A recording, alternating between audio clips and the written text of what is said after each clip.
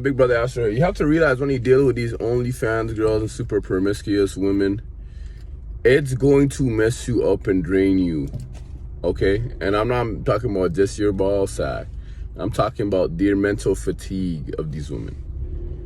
I'm talking about them not taking accountability and them always thinking the grass is greener on the other side.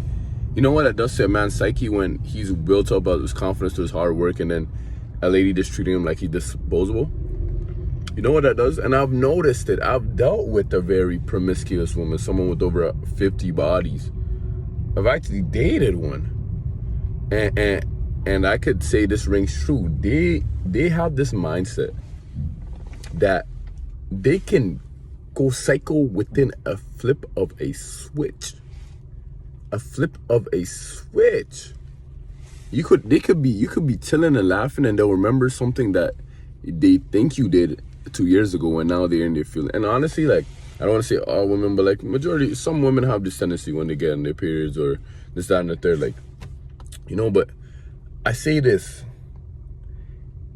use for recreational use only. Do not try to be the one that you can save her, because maybe you can. Maybe you're the one guy out of all the hundreds that she's took out multiple times and made her come in there. You know how much times that it slipped out and she put it back in for the other dude? You know what I'm saying? But maybe you're that guy that's really Superman. Maybe. But just know, if you're not on your ball every single day for the rest of your life, let's say you have a bad day and you need someone to hold you and love you. Like, yeah, they'll do it. Right? A lot of these promiscuous women are really cool because it's like Infinity Stone. They take the personalities from all the guys that they could slobber down, right? So, yeah, maybe it might work out, but at what cost? You're always gonna make sure she's good. You're always gonna have your head on a swivel because you know subconsciously you could easily lose her. It's not hard to get a girl like that. They're super friendly. They're overtly friendly. They give anybody a chance to rizz them up. And then when you call them out on it, they play dumb. Right? It's a lot of tricks and head games.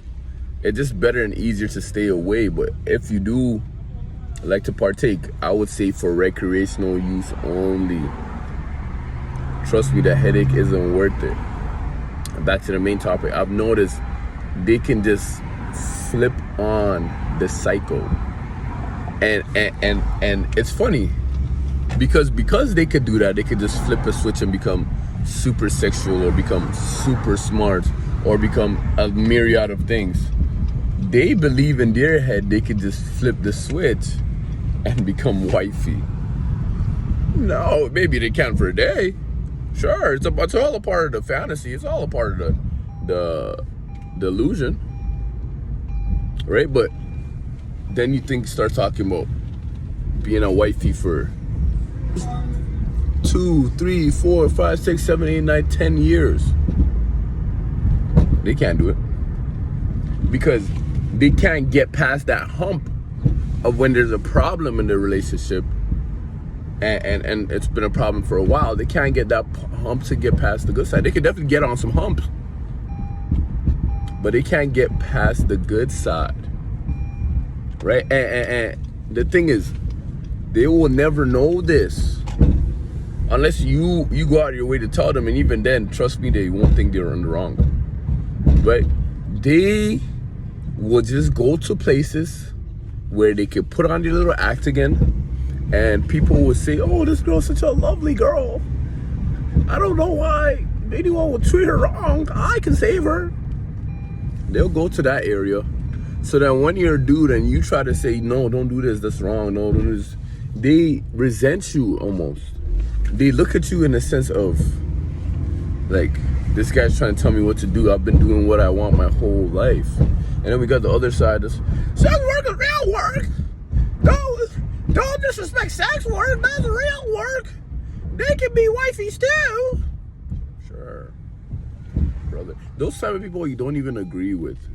Like, knowing what you know, knowing what you see, the sauce I put you on, the other content creators, you can't even argue with somebody. Some people live and thrive to argue.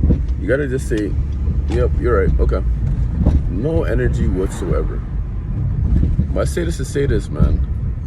It might be hard, especially if you're emotionally involved, which is why you should limit seeing your girls for a day or two. But don't put all your eggs in that basket, especially when you can't trust, man. And it's just statistics.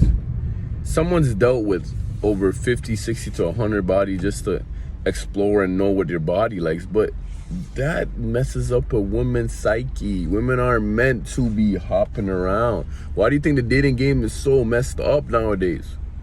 Women try so hard to be men, and I'm not even sexist, but like, we are different for a reason. We are different for a reason. We come together in unison because we both have different things to give, right? Y'all shouldn't take what I'm saying as disrespect if you're dealing with promiscuous women. I'm just saying, move very carefully, because hey, the honeymoon stage might last for 6 months, but then when she starts telling you about all the dudes she's sucked off, and you might even just go the route of being blind to it. You might just say, yo, I don't even want to know. But you're gonna see tendencies. You're gonna see when you guys go out, her head is on the swivel, always looking for a better option. You're gonna see that she's gonna always try to ask for this and that, and if you can't give it to her, she's gonna keep complaining until you give it to her, and then she's gonna slowly fall out of love with you. You're gonna see a myriad of things that I am warning you against in this video. And now, if you choose to ignore my knowledge, you could, but I'm just gonna end off with this. By the way, like and subscribe if you guys get value from this video, because a lot of people keep returning and they don't fucking like or subscribe, and it's like, what are we doing here? And comment too. I want to hear your guys' thoughts. But like I said, I'm gonna end off with this, man. 2 ways for anybody to learn in life, which is the path of light and the path of dark. And I got this from Dr. Ryan Teraband, amazing relationship expert. And the path of light is through me. And I say this to say, I'm not Jesus. I say this to say this. Obviously, I'm not Jesus. You can learn through other people's knowledge, or the path of darkness, which is learning through your own pain and suffering. I'm trying to help you guys avoid that second path. But by all means, if you don't want to listen, fine. I'm not gonna force you. You're just gonna have to crash and burn and figure it out yourself.